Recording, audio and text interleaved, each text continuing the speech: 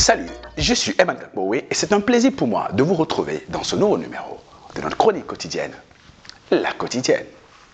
Notre thème du jour, budget hasardeux, budget comptable ou budget programme. La dernière fois, j'étais en train de suivre la RTS, la radio-télévision sénégalaise. Eh bien, j'ai pu entendre le journaliste qui était en train de faire un reportage parler d'un projet qui allait être exécuté dans le cadre de la nouvelle stratégie de budget programme du gouvernement sénégalais. J'ai dit, waouh, ça c'est impressionnant ça.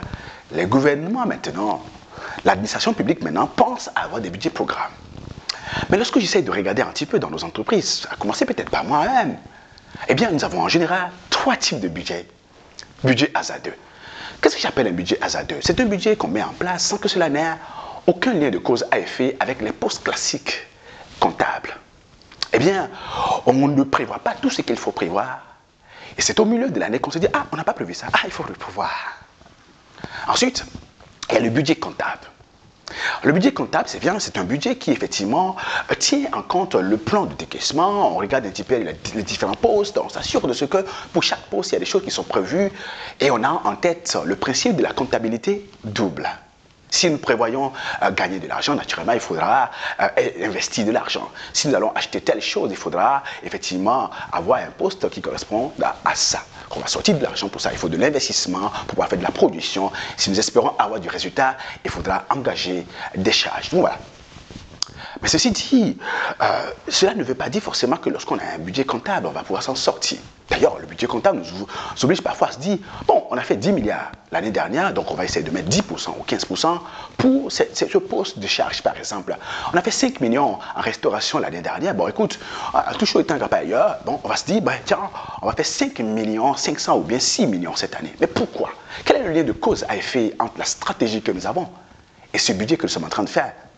Le budget que nous sommes en train de faire va-t-il nous permettre de pouvoir réaliser les programmes et les projets qui nous permettront d'éliminer les goulots d'étranglement, de saisir des opportunités pour avoir de la croissance, de l'assainissement et de la rentabilité?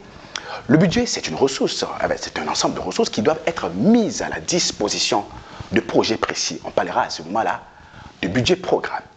À chaque fois que nous élaborons un budget, nous devons nous demander, est-ce que ce budget-ci va nous permettre de réaliser notre plan stratégique?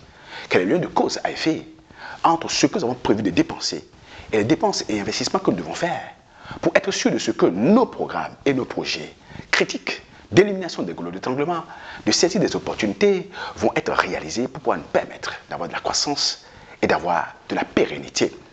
En général, nous oublions de créer ce lien de cause à effet entre l'argent qui va être dépensé et les résultats auxquels nous aspirons.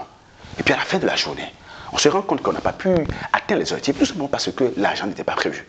Ou finalement, on fait une mise à jour des budgets et puis on fait de l'escalade budgétaire parce qu'en réalité, il n'y avait pas une construction rigoureuse entre les aspirations, ce qu'on peut dépenser comme ressources et que les actions ne sont pas prévues de façon précise avec de l'argent à dépenser pour engager des actions précises qui sont connectées à des résultats précis espérés.